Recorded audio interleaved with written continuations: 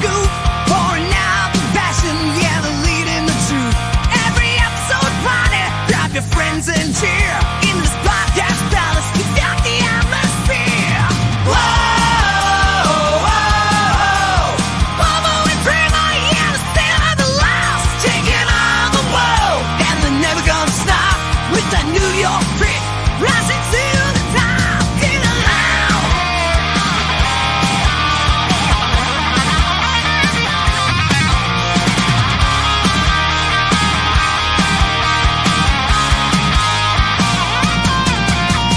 Tune in, turn it up, feel electric sound. With every single word, you're never gonna frown. From the Midline Giants to the Madison Square, Bobo and Cramer, yeah, this man can get it out. Whoa, whoa, Bobo and Cramer, yeah, the sound of the loud, taking on the world, and they're never gonna stop with that New York grit. They're rising to the top, get loud.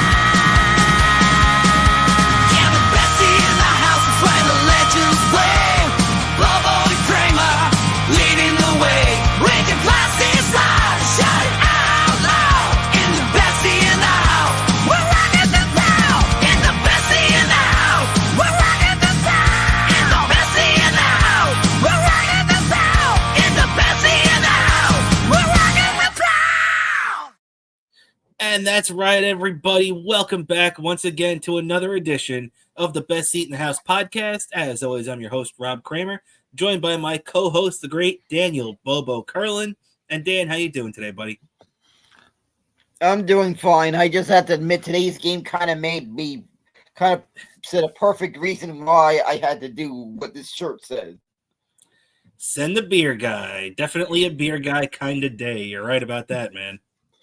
Yep, exactly. It was just one of those days where I had to had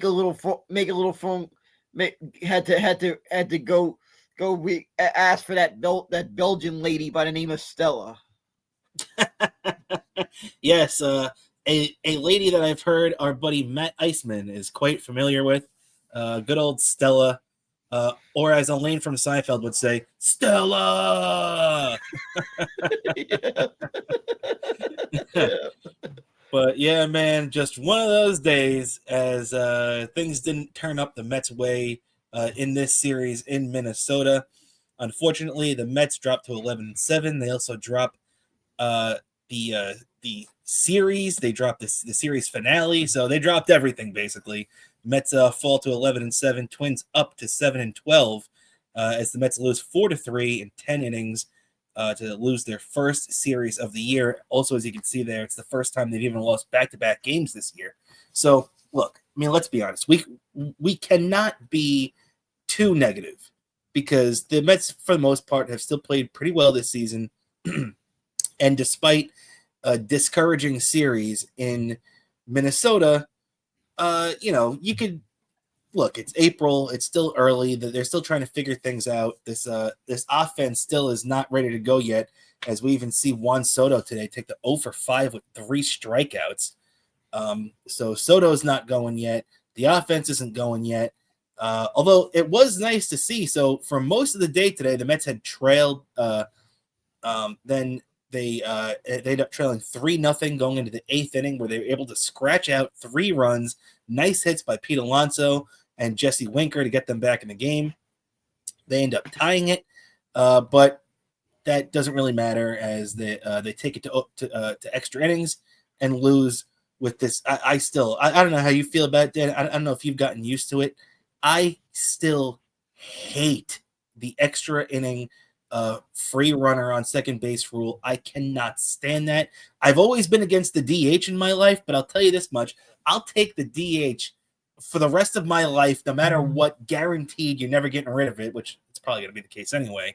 But over this garbage extra inning rule, I cannot stand it. It screams amateur hour. It's not professional baseball the way it's supposed to be played. You're supposed to earn getting a runner at second base in extra innings. It's not just supposed to be given to you.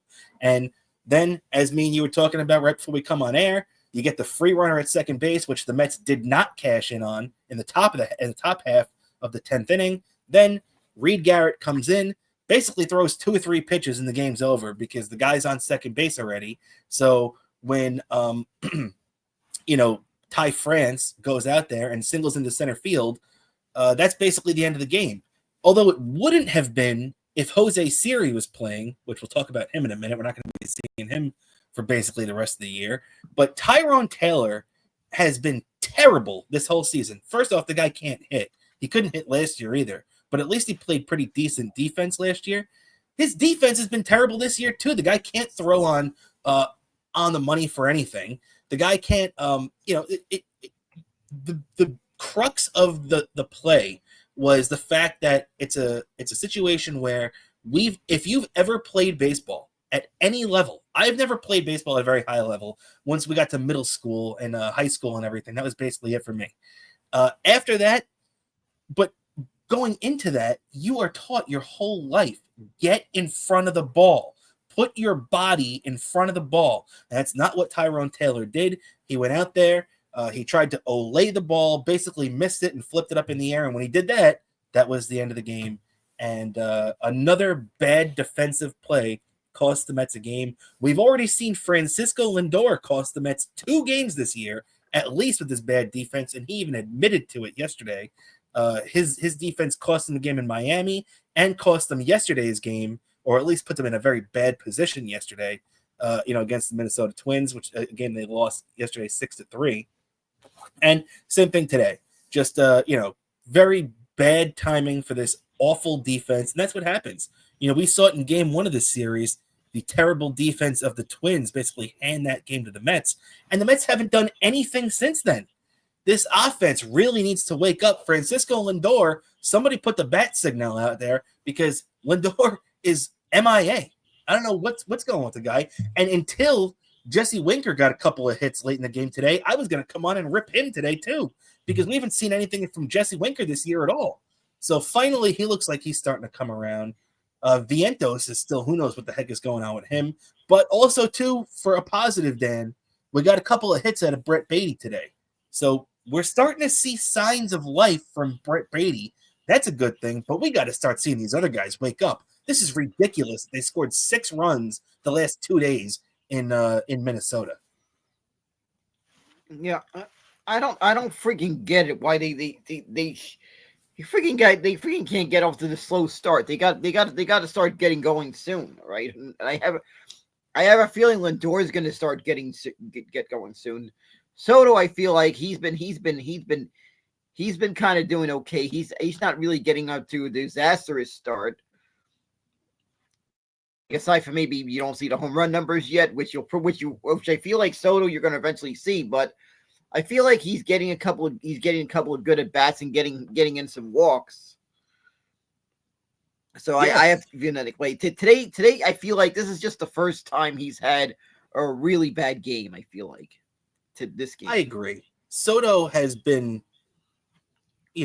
underwhelming so far, I'll say, but just like you said, it's still so early. He's gonna end up getting into a groove at some point, which we could clearly see he's not in yet.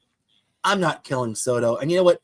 I was gonna talk about this later, but I guess since it just came up now, let's get your thoughts on it. Because just the other day, Mike Puma of the Post had an exclusive one-on-one interview with Juan Soto, and look, I don't know why this interview seemed to rub a lot of Met fans the wrong way. I personally don't have a problem with it, but I do want to get your opinion on it, Dan. So Juan Soto spoke to Mike Puma, and he basically said that he's adjusting to life without Aaron Judge, or as he put it, the best hitter in baseball. And a lot of Met fans took that as a slight to Pete Alonso. I'm sorry. Look, I love Pete Alonso, but Pete Alonso's not Aaron Judge. Everybody knows that. Pete Alonso knows that. If Met fans had a chance to choose between who's the number 3 hitter on this team, Aaron Judge or Pete Alonso, you'd be, as much as I love Pete Alonso, you'd be stupid to pick anybody but Aaron Judge. So what Juan Soto is saying is just a fact. I mean, Mike Puma asked him a question and the guy answered it. Juan Soto basically said, look, the pitchers are pitching me different now. And the fact is, if Pete Alonso continues to hit the way he's done so far in the first, whatever 20 some odd games this year, then eventually Juan Soto's going to get his pitches to hit. But for right now, these guys are going to be very, very careful with the way they pitch Juan Soto because they know how good he is and because he doesn't have Aaron Judge sitting behind him anymore. What's it called? Evan Roberts from WFAN, who also does the great Rico Bronya podcast. If you're a Met fan, you should check it out. Very informative, really interesting way to look at things. And Evan brought up this great point. Last year in the regular season, Juan Soto had exactly one intentional walk batting in front of Aaron Judge. One all year in 162 games. Then in the playoffs, where they only played 14 or 15 games, whatever it ended up being, Juan Soto hitting in front of Aaron Judge still that postseason got walked twice during that time. Now, Dan, the obvious reason why Juan Soto got walked more in the postseason than the regular season is because in the regular season, you couldn't get Aaron Judge out. He had a kind of a rough April, but then he was the best player in baseball, bar none, for the rest of the season. And then what happened? You turn the page to the playoffs, and Aaron Judge couldn't buy a hit. So it just goes to show that all you have to do is convince the rest of the league that there's a viable option behind you that they don't want to mess around with either. And then they're not going to pitch around Soto. They're not going to, A, intentionally walk him, or B, throw him nothing in the strike zone and try to make him chase. If Pete Alonso goes out there and continues to be the Pete Alonso he's been for the first however many games we've played this season, then Juan Soto is going to have nothing to worry about. So what did you think of this whole nonsense? I think maybe there's maybe some truth to it, but there's also, I just feel like the people are not kind of realizing the post is, I feel like also sometimes does make something out of nothing. Oh yeah, they are definitely making something out of nothing. Yeah. They were making it feel like Soto was regretting coming here. He is not regretting here, and I feel like Soto is gonna be fine, the Mets, and he's gonna have a big moment. And I just want to see how people are gonna react once he has that big moment. They're gonna be people apologizing, similar to remember last year how the same people complained. Stop complaining when Pete hit that home run in that wild card series. You are dead on, my friend. Yeah, that's what's going to happen with Juan Soto. I feel like he needs to get a little adjustment. I feel hopefully he'll adjust a little quicker than Beltran did a little bit, because I feel like Beltran also took a little bit, got adjusted. I feel like this team's going to be maybe getting a little. I feel like this team's set up to maybe get adjusted a little easier, even though I feel like it takes a bit of adjustment. You're signing a contract with the Mets, which is, I feel like, even though the Yankees had that high expectation because of all the winning, I feel like there's a bigger pressure to do well on the Mets just because of how long the drought is and how eager the fans are for a championship. I feel like there's this magnified pressure just because of how long it's been since we won a World Series. There's Yankee fans, and there's plenty of them who remember a championship. So I feel like there's that different expectation. So I feel like that's not kind of weighing in on some of these Yankee fans. Us Met fans, there's so many. There's many of them that weren't even alive in '86. There's people who were very young in '86. People that maybe I was like 4 years old in '86. There's greater. I feel like there's greater pressure to do well on the Mets than there is the Yankees. Yeah, I know what you mean, and there's a lot of truth to what you just said too. I mean, hell, as we've said many times in this podcast, I was born October 15th, so when the Mets won on October 27th in '86, I was 12 days old. So I have never been able to fully enjoy a New York Mets championship. And you're right, the last time the Yankees won was 2009, so it's 16 years ago. There are plenty of Yankee fans around that have seen multiple championships, as a matter of fact.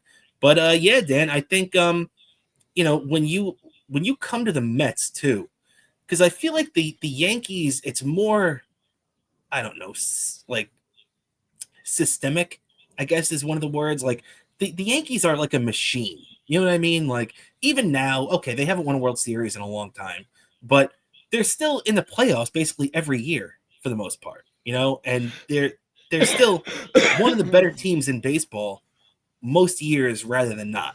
So I feel like there's less of, especially when you are a team, or I'm sorry, a player like Juan Soto, there's less of a need for you to feel like when you're joining the Yankees, okay, now I got to put this team on my back, and I got to be the guy. He was coming into Aaron Judge's clubhouse last year, so he knew he didn't have to be the guy. He knew all he had to do was go out there and hit in front of Judge and be productive, and he was going to get the biggest contract in the history of sports. He did just that.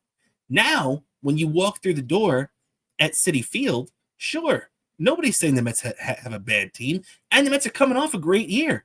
They lost to the world champions in the National League Championship Series in Game 6. They had a great year. However, when you walk through those doors and you don't see Aaron Judge, and there isn't the 27 championships hanging up, there is a need, or at least a feeling, I'm sure, of a guy like Juan Soto that says, okay, this is my team now. I got to put this team on my back. I'm the guy. So sometimes that can put that unnecessary pressure on you. I feel like what you referenced, the Beltran 2005 season where he had that first year, and, he had an okay year if you're going to grade it out. The power wasn't there, but, 275, 16 home runs, 70-something RBIs. Not too bad. He played Gold Glove defense, but what we were expecting was what he did in 2006, the 41 home runs, the 116 RBIs. That's what we were expecting. Now, I'm not thinking Juan Soto is going to have 2005 Beltran numbers by any stretch. I think he'll have a much better year than that. But the fact is that there is a lot of pressure when you're joining a team like the Mets that hasn't had any sustained success for a long time now, Yeah, exactly. It's a team that hasn't won a championship since the Ronald Reagan administration. It's a team that's only made the playoffs back-to-back years twice. It's only happened twice that the Mets make the playoffs back-to-back years. Yeah. And this could be and hopefully this will be the third time. Hopefully we'll see that. But that's to put into perspective how much pressure there is with this team, with that uniform. Yeah, you're right. Now, if you want to put it into even more perspective, Dan, the last time the Mets won the World Series was 1986, which means that was the same year as WrestleMania 2. We're coming up this year on WrestleMania 41. So it's been a long time. And by the way, I bring that up because, as you can see right here, that's not John Cena. That's our good friend, Daniel Bobo Carlin, who's about to turn on Cody Rhodes, the American Nightmare.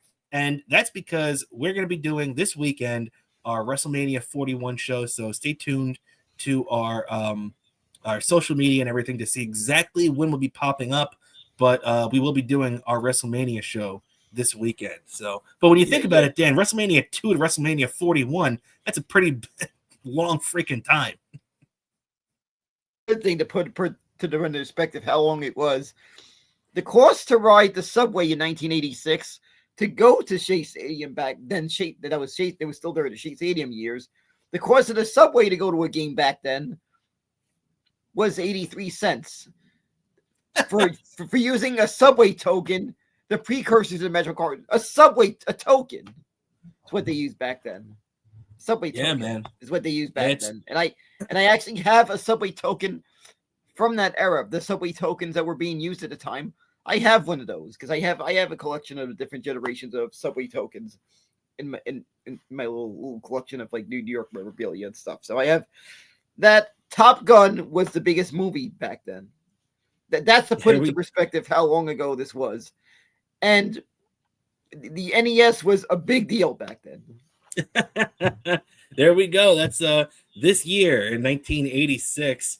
Yeah, man, you're 100% right about that. And all right, let's keep it rolling here with the Mets, Dan. A couple more things to get to before we move on from them. As Griffin Canning was scratched today, the Mets had a bullpen game today, basically. Griffin Canning will be starting tomorrow, however. It looks like he just caught whatever sickness that Jesse Winker was dealing with a couple of days prior. So Griffin Canning missed today's start. But the Mets patched together pretty well despite the loss.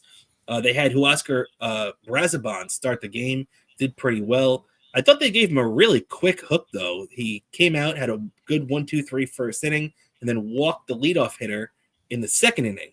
Then Mendy went out there and pulled him and brought in Justin Hageman. Now, me personally, I probably would have left Brazaban on for the second inning because this is a guy that could throw multiple innings, but it looks like they didn't want him getting extended past that fourth batter. So for whatever reason, they must have had their reasons, and it worked out pretty well because Justin Hageman came in, Dan, and in his major league debut threw pretty damn well. I got to give this kid credit. 3 1/3 innings, 3 hits, 1 run, no walks, 4 Ks. The only run came because of a misplay too, and then he didn't even give it up. He was out of the game, and I forget who they brought in, but whoever the next reliever that came in gave that run up. So it wasn't even Hageman. And, hey, I got to give this kid a lot of credit. He's been decent down in AAA so far to start the season. He's bounced back and forth between the rotation and the bullpen. So this is a guy that could be kind of a swingman for the Mets should they need it. And, hey, the kid went out there and pitched well today against the Twins, and you got to give him credit for that. Yeah, you have to give him credit. Maybe he'll be given another start down the line, probably. I feel like depending on how circumstances work, maybe maybe the Mets have a big lead or something and they need a spot start. Maybe he'll come under consideration. Another one I feel like that needs to be under consideration in the major who pitched a great game in AAA from what I looked up, Brendan Strout.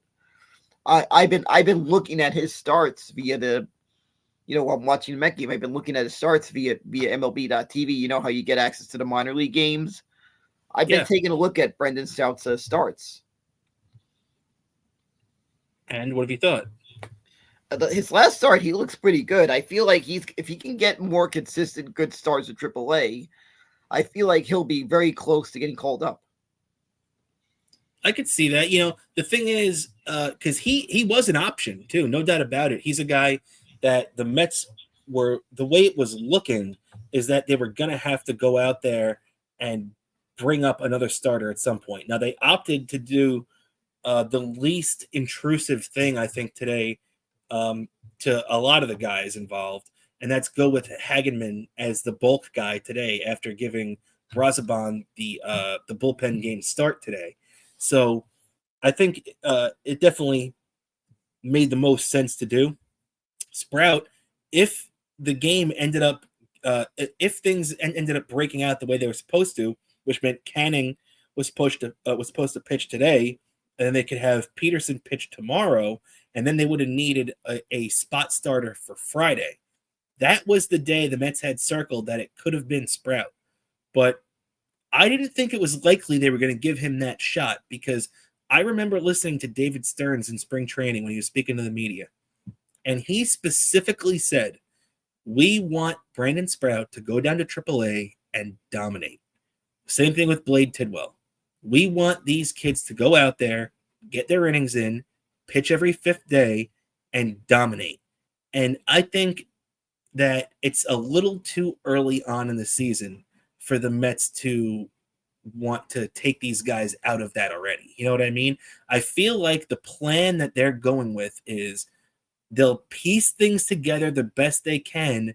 And then, maybe sometime if they really need a guy starting in like mid to late May or even more preferably early June, I could see these guys become more of an option. But I think until then, I think the Mets really want to see them dominate in Triple H. I got wrestling on the brain. In AAA for at least a month or two.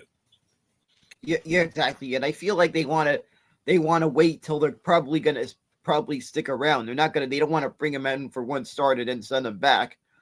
They want to bring them up. They want to bring up. They're in the big leagues. That's it. There's only one way but up. There is no turning back from that point on. That's when I feel like they're ready to bring them up. Exactly. Now they're going to be getting a couple of guys back. They're opening this this series with the Cardinals, but they have Jeff McNeil and Francisco Alvarez on rehab assignments. So Alvarez is closer than McNeil, but he's maybe a week away, something like that. Maybe a little bit less, Yeah, a little bit yeah, longer, yeah. depending on how it breaks out. But I Jeff feel like McNeil, Packers. but Jeff McNeil is starting down there today, and not only has he been hitting, they have him playing center field. I mean, that's a big jump. We've seen McNeil play all over the field, but we haven't seen him play center. He's played left and right, and there's a necessity there. There's a reason why they have him playing center field. That's because, as we saw in the game the other day, Jose Siri, in one of the craziest things I've ever seen, fouled the ball off his leg and broke his freaking tibia, basically meaning he has a broken leg and he's done for the year. It's, there's a chance he comes back at the end of the year, but it's at least a 4 to 6 months recovery, Dan. So we're not going to be seeing this guy anytime soon. So I guess if they could be getting McNeil in center field, that's a good thing. At least they have some versatility there.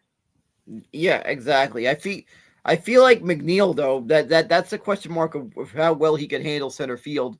I feel like McNeil has more experience in left field than he does center and field. Right field, yeah. Yeah, I feel like either left or right field might be more the better decision for McNeil, because I feel like Nimmo can handle center field.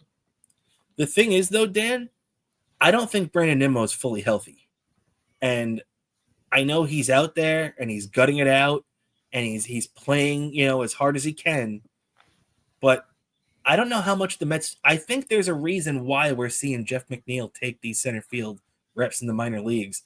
I think it's because the Mets know internally that Brandon Nimmo still has whatever is wrong with his foot. He had that foot problem, the plantar fasciitis, that has really hampered him at the end of last year and early on here this season. I think that's a lot to it. I think the Mets aren't – I think the Mets are hoping for the best with Nimmo, but I think they know that he's still not at 100%. And I think that they know that playing him in center field could be a disaster, especially if he's not, as fleet-footed as he once was. So I think because McNeil seems to be the type of guy that can have the footing. And he can play good defense wherever you put him, Yeah, exactly. So that might be the thing, because I feel like if we're going to have McNeil in center field, we got to make sure he isn't a disaster in center field defense.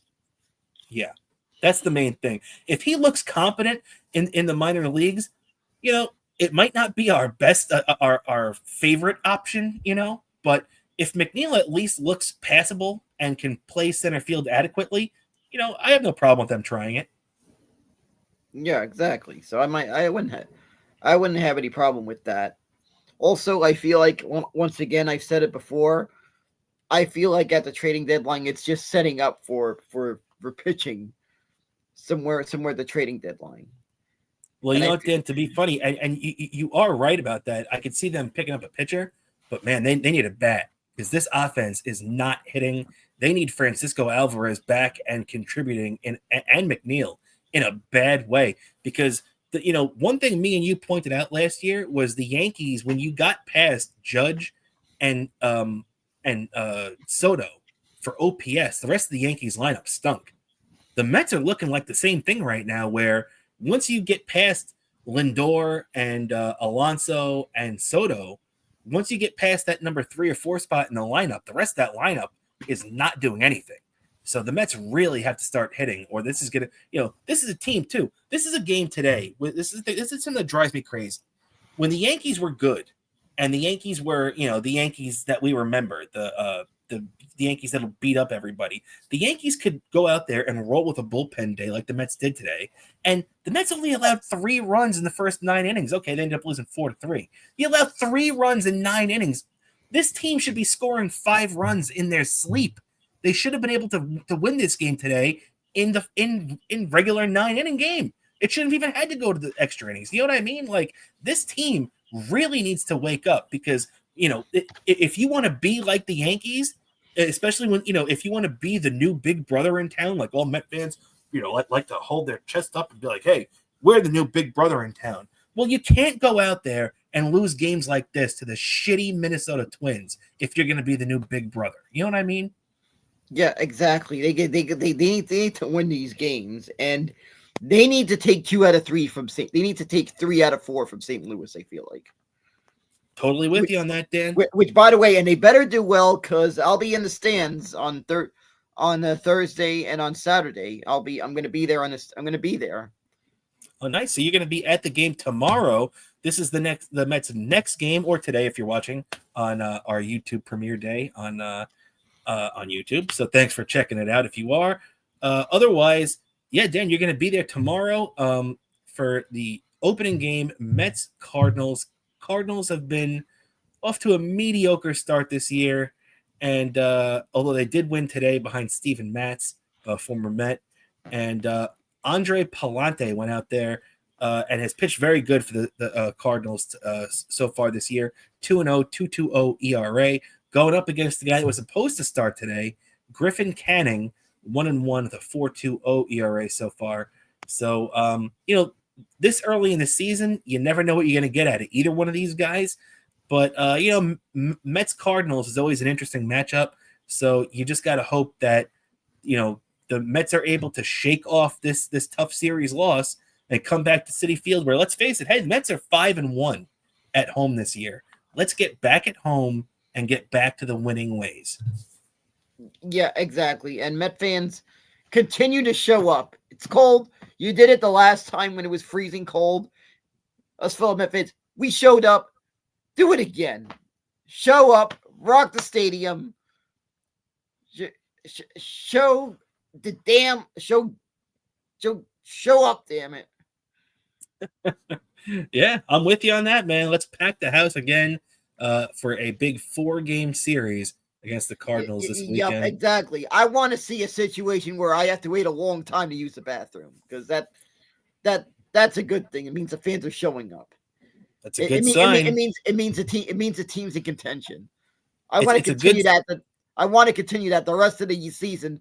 I want to be in a situation where I have to wait in a long time to go to the bathroom, mainly because there's a lot of fans in the stadium and probably a lot of fans. Of course, obviously we know it's because there's a lot of fans that drunk. That's why. Exactly, and it's a good sign when there's long lines for the bathroom for the team, but it's also a bad sign for your bladder. So let's hope that the lines aren't too long. So Mets out there, yeah. Yeah, I know what you mean, and the same thing for the concessions. That also means the team's in contention if there's long lines at the concession stand. Very true, and we know there's always long lines at the concession stand at Yankee Stadium. As let's turn our attention to the Yankees for a little bit here, Dan. The Yankees are back on track now. We were talking about them on our Patreon show earlier this week, going against the Kansas City Royals after having a tough weekend series against the Giants at Yankee Stadium, dropping 2 out of 3. The Yankees are right back on track. They've taken the first 2 of the series against the Royals, beating Seth Lugo and whoever the Royals had yesterday. I forget their starting pitcher. But the Royals have gone out there, dropped the first 2. Yankees going for the sweep tonight at Yankee Stadium. Big game for the Yankees. Just, for their peace of mind that they're back where they really want to be.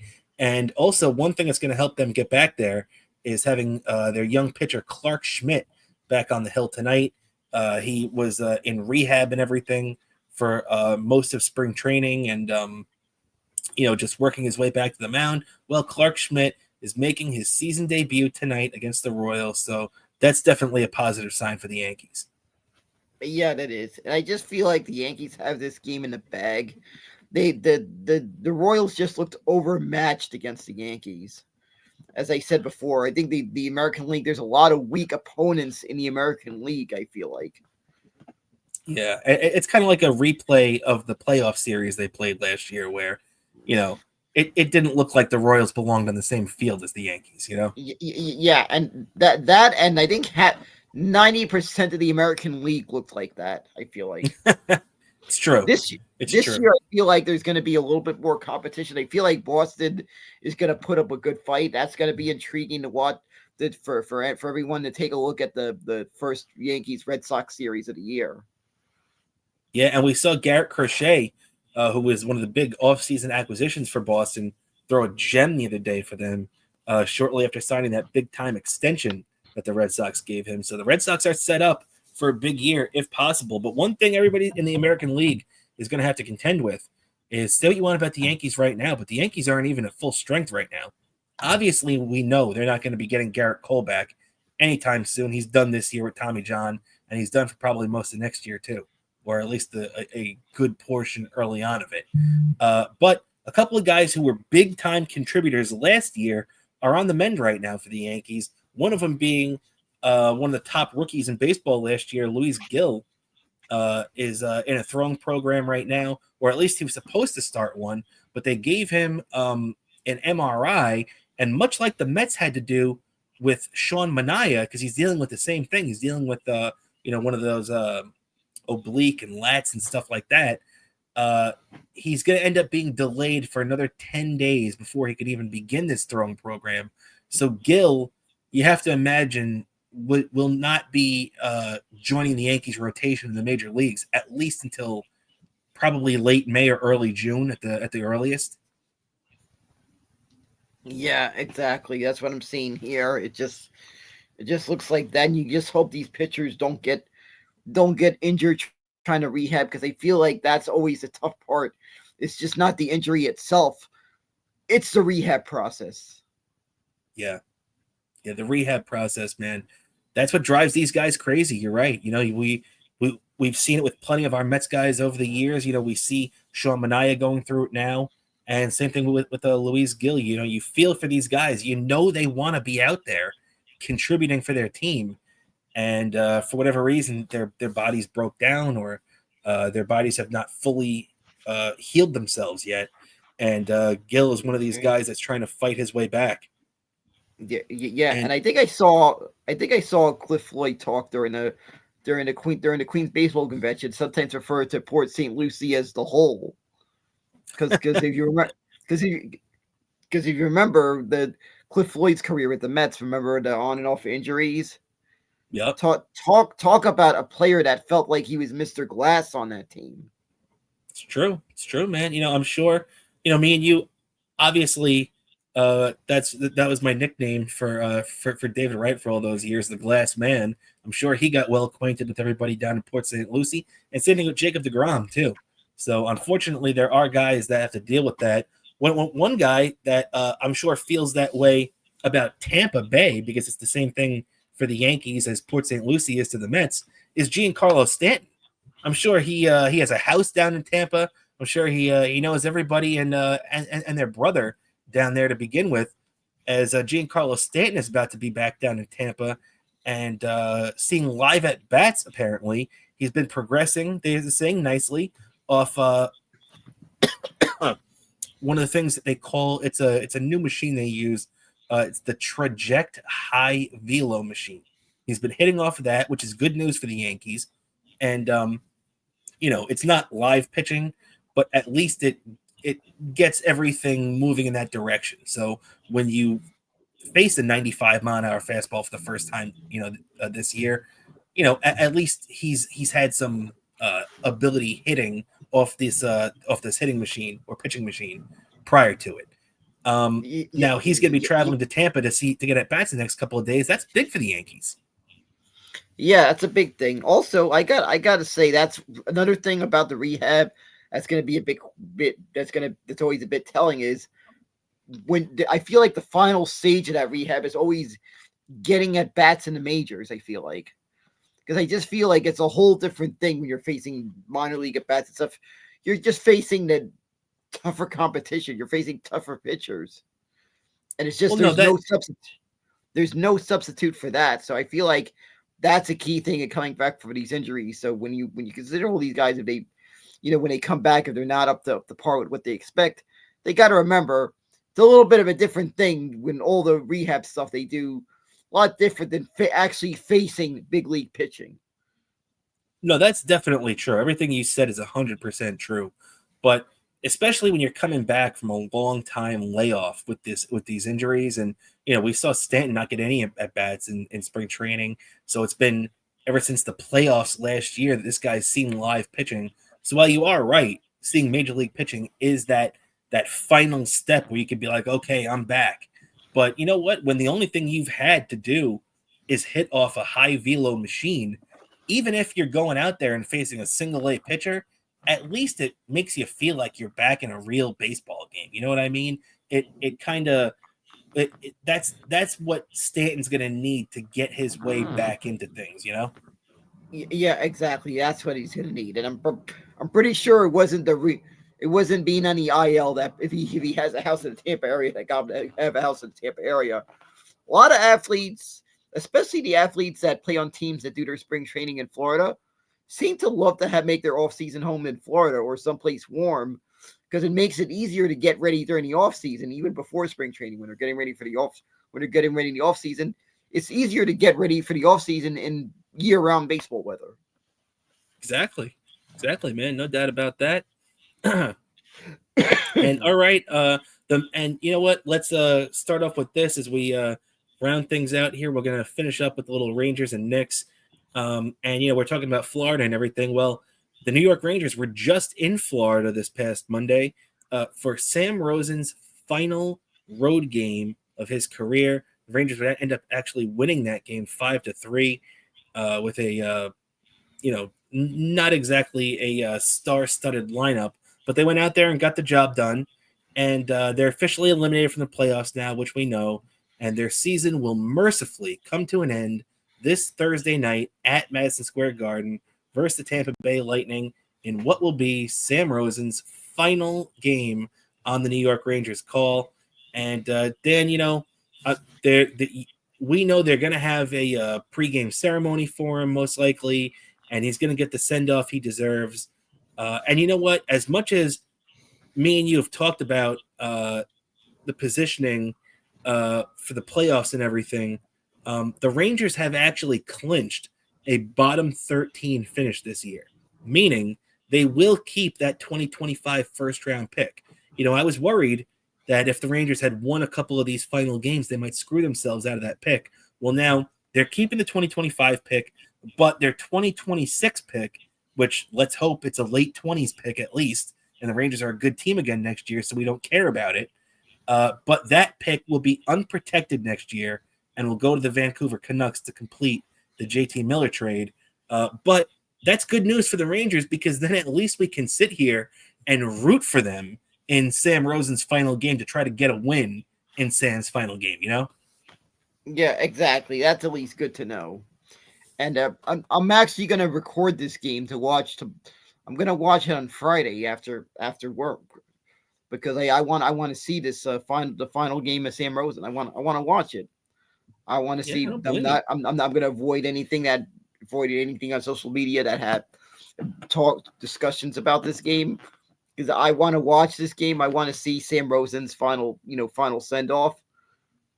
I'm gonna be. Oh, what? Because you're going to the game tomorrow night, right? The exactly. Mets game, so okay, that makes sense. Yeah. So I'm gonna be watching. I'm gonna be at home. I'm gonna watch this game and see Sam Rosen's final send off, and it's gonna be sad seeing as someone that I've known most of my life in the Rangers for as long as I've been following the Rangers, calling the games. It's gonna be sad seeing Sam Rosen go in the booth, and at the same time it's gonna be interesting getting used to next. It's gonna be weird next year getting used to someone else in the booth, even if it's a voice we're familiar with. If you've listened to a Rangers game on the radio, at any point you were in a car when the Rangers game were on, or you were in your backyard grilling or something, you've heard Kenny Albert's voice. So it's kind of an interesting transition next year, because you're going to hear a voice that you're familiar with it. If at any point you were listening to the game on the radio. Also, the kind of big question is are they going to be able to have is Kenny Albert going to be able to do like first rounds because he works with TNT? That I kind of wonder. And did they announce who's going to take over in the radio booth next year? They did. I forgot the guy's name. I'm sure it's not a big name, but yeah, they did name a guy. I forget who it's going to be though, and they said that guy also too is going to fill in for Kenny when he can't fulfill his Rangers commitments because he does a lot of things. Although I have been from what I've seen, it also looks like Kenny his national TV stuff, because of his Rangers duties now, are going to be drastically reduced. So he's going to be doing less national games and more Rangers games, which is a good thing for us. And just like you said, hey, it's a familiar voice. So shout out to Kenny Albert, obviously the son of the great Marv Albert. He's got that great voice, and love that Kenny got the job, as me and you had speculated just a couple of months ago, too. Also, just to wrap up on the Rangers, since let's be honest, you don't want to spend more time on the Rangers this year than we have to. Thought it was pretty cool. Artemi Panarin, who's having a good year, got named the team MVP. 37 goals, 52 assists, 89 points. All he needs is 1 point in Thursday's game against Tampa Bay to have yet another 90-point season as a New York Ranger. And man, I got to tell you, as bad as this season has been, it's always a pleasure to watch Artemi Panarin play. And for my money, he's the best free agent signing the Rangers have ever had. Yeah, I agree. He's one of the biggest. I feel like in this era, one of the biggest free agent signings of this era. And I also, but I would still say of any era. I say as much as Gretzky was great, he was only here for 2 or 3 years, and he had 2 90-point seasons and another so-so season. But Artemi Panarin blows everybody away, from Marian Gaborik and any of those other guys you want to compare him to. Yeah, I got to give credit to that, and I just hope badly he gets the Rangers a cup at some point.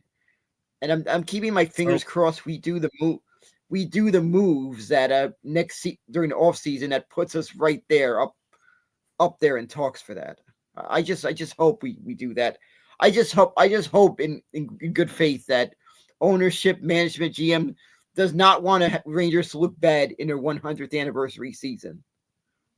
That's definitely true, because from what I've seen so far, it looks like big changes are coming to the New York Rangers this year. I've heard that nobody is safe, so I would expect Peter Laviolette, I think like most Ranger fans, as much as I like Laviolette and I've been a defender of him, unfortunately, I think he's got to go with the way that this team has gone this year. You can't bring him back, and with you have to have somebody new in next year.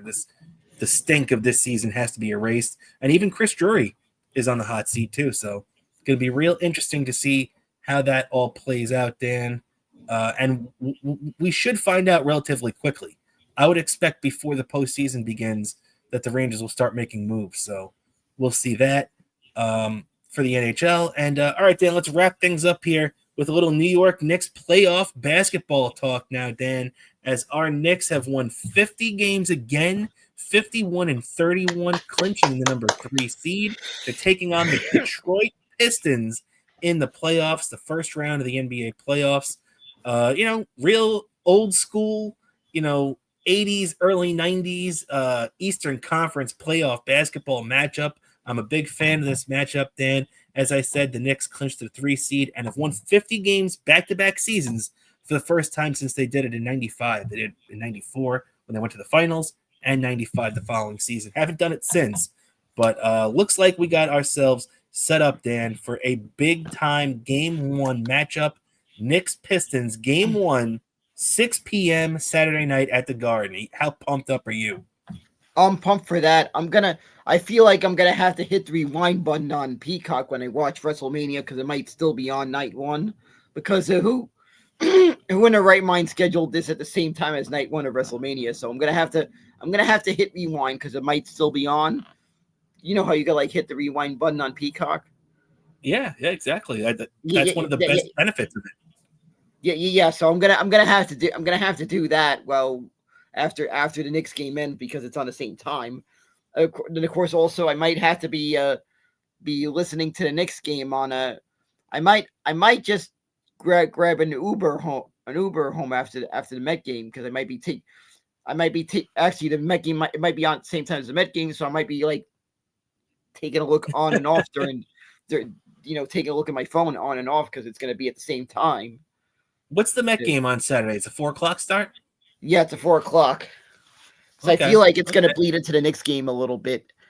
And a little bit. know. My sister happens to. She's borrowing a car tomorrow on Saturday. So it's like Oh, yeah, it's like she's borrowing a car. So I got to meet up. So on the return, she's meeting up with me at the ballpark because she has to go somewhere else to get the car, right? Borrow the car. So it's like she just told me to meet her up at the stadium, even though we live at the same place. But she's so we're gonna be driving back because she's borrowing a car for this. So I'm gonna be doing that, and while I'm in that car, I'll just be looking at the phone after the game. I'll be continuing to look at the phone, the next that's games, right. and then get to the TV and watch the rest of the Knicks game, game one. So it's gonna be a lot of sports watching, a lot of stuff watching this weekend. I have to admit. No doubt about it, man. It's going to be a jam-packed weekend. You're absolutely right about that. And here, just so you see, is the series, how it's breaking down for the Knicks versus the Pistons. Yeah. The first Of game course. is 6 p.m. on Saturday. Then Monday, that's the best thing with the playoffs too, Dan. Is there's no back-to-backs, so we don't have to worry about Karl Anthony Towns not playing back-to-backs, and even Mitchell Robinson and stuff like that. We're going to have Monday. It's going to be game 2, 7:30 p.m. on TNT. Then they shift to Detroit on Thursday and Sunday. Then you see, obviously, Tuesday, Thursday, Saturday. So no back-to-backs. Looks like And the schedule is pretty good for the Knicks. yeah. Of course. Also, I think you might want. Did you see if you see the little networks? Bear in mind the games are also on MSG here in the New York area, so you get the Well, MSG guys. that's true. But I this is just think for this is what way they have it broken down. yeah. I think the only ones that are like only nationally broadcast that are available to do the nationally broadcasted only. I think the games that are on ABC are only available on ABC. I believe. Yeah, that you're right about that, and that would be game 4 and game 7. Those would be the only two games that would be grabbed by ABC. So ABC already has game 4, as you can see, which is going to be I always like playoff basketball afternoon games, so that's pretty cool for that game. So we'll see that. So it's going to be an interesting series, Dan. The Knicks should win. This is not, although I do want to warn Knicks fans too. This is not, the 12-70 Pistons team that everybody was beaten up on a year or two ago. This is a Pistons team that has really taken a lot of strides this year. They're a tough team. Let's not forget they beat the Knicks 3 times this year, including twice in the span of 2 weeks in December. And even just this past Thursday, when the Knicks are trying to clinch the number 3 seed at the Garden. So this is a Pistons team with some piss and vinegar in them. You can't take them lightly. But as me and you made our predictions on our Patreon show, let's just do it one more time for our regular weekly show. For the Knicks and Pistons, I'm taking Knicks in 6. Dan, what do you think? I'm thinking Knicks in 5. Even though I feel like I could see it going to 6 games, but I feel like the Knicks are just winning this either in 5 or 6 games. But I'm just gonna say right now that the Knicks are gonna win this in 5. From your lips to God's ears, as the great Joe Beningo would say. So that's that's kicking off on Saturday evening at the Garden, Knicks and the Pistons. So very cool, Dan. Very cool. I think that's just about going to do it for us on this edition of Best Seat in the House podcast. Don't forget, everybody, we'll be popping up sometime this weekend for our WrestleMania show. It'll be happening before WrestleMania Night 1.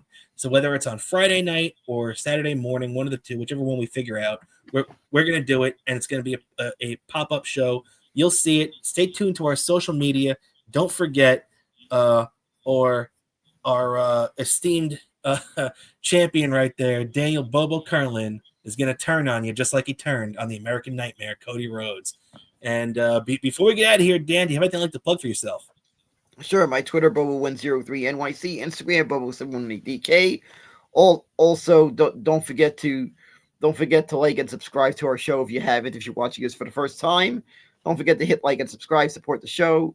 Also, remember we do have stuff like super chats options and stuff now Also, subscribe to our Patreon, $5 a month. Get access to our exclusive Patreon show and even Treks I Admit It, and early access to my YouTube videos, like you probably saw already when you had Patreon. You had 1 week early access to one of my Patreon videos.